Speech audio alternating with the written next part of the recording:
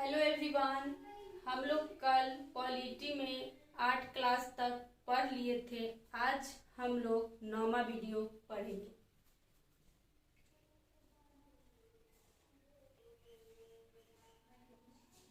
कल हम लोग आर्टिकल 22 में देखे थे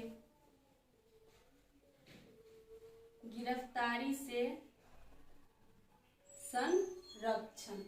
हम लोग आर्टिकल 22 कल पढ़े थे गिरफ्तारी से संरक्षण। आज आर्टिकल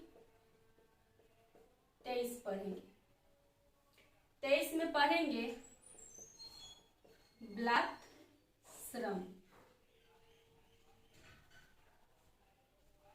बलात् श्रम, बेगारी,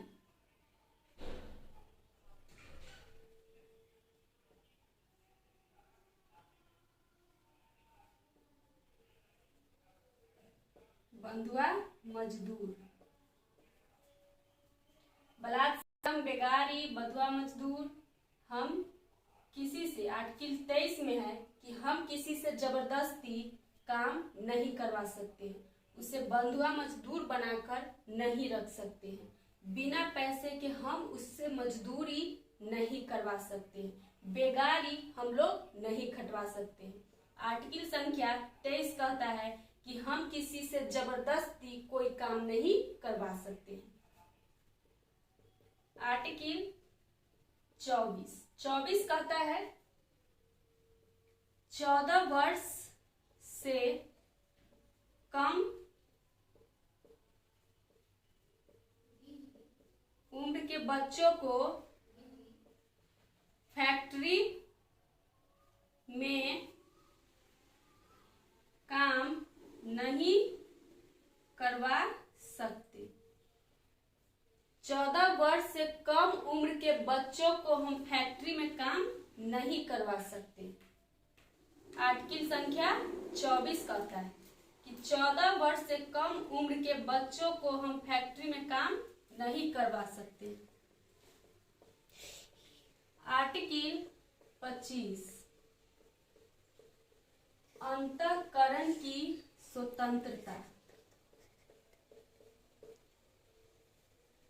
अंतःकरण की स्वतंत्रता, हम किसी भी धर्म को मान सकते। आर्टिकल 25 है अंतःकरण की स्वतंत्रता। हम किसी भी धर्म को मान सकते हैं, अपना सकते हैं। मेरा मन है सिख धर्म मानने का तो सिख मानेंगे, हिंदू मानने का तो हिंदू मानेंगे, मुस्लिम मानने का मन है तो मुस्लिम मानेंगे। ये हमें आर्टिकल 25 की स्वतंत्रता दी है कि हम किसी भी धर्म को मान सकते हैं। अंतःकरण की स्वतंत्रता। आर्टिकल 26 है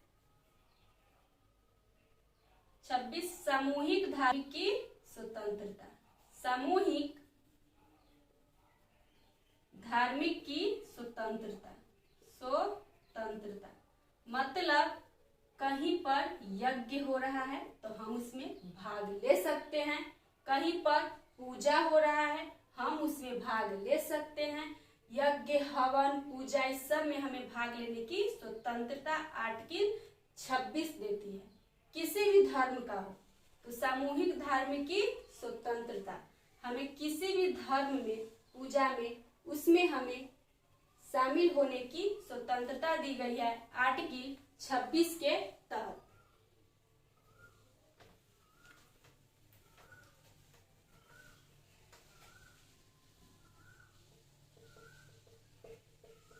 आर्टिकल 27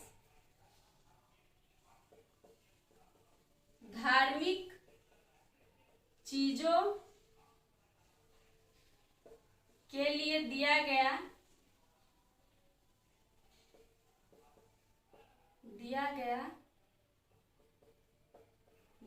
रुपया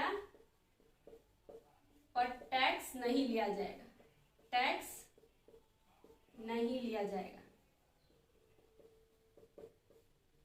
आर्टिकल 27 कहता है कि धार्मिक चीजों के लिए दिया गया रुपया पर हम टैक्स नहीं ले सकते हैं। कोई अगर रुपया मंदिर में दान करने जाता है, कहीं पर धार्मिक चीजों के लिए अगर रुपया दान करने जाता है तो उस पे टैक्स नहीं लिया जाएगा। आर्टिकल 27 कहती है। आर्टिकल 28 है, सरकारी विद्यालय में धार्मिक शिक्षा नहीं दे सकती। आर्टिकल 28 कहता है कि सरकारी विद्यालय में हम धार्मिक शिक्षा नहीं दे सकते। हम बच्चों को ये नहीं कह सकते कि तुम हिंदू धर्म मानो या तुम मुस्लिम धर्म मानो, हम उसकी शिक्षा नहीं दे सकते हैं। सरकारी विद्यालय में बच्चों को धार्मिक शिक्षा देने की परमिशन नहीं। आज 27 में देख लिए कि धार्मिक चीजों पर दिया गया रुपये पर टैक्स नहीं लगेगा। 28 में है सरकारी विद्यालय में धार्मिक शिक्षा नहीं दे सकते। हम लोग देख लिए भाग 3 में आर्टिकल 12 से 35 में 28 तक इतना हम लोग देख लिए। तो आज के लिए इतना है।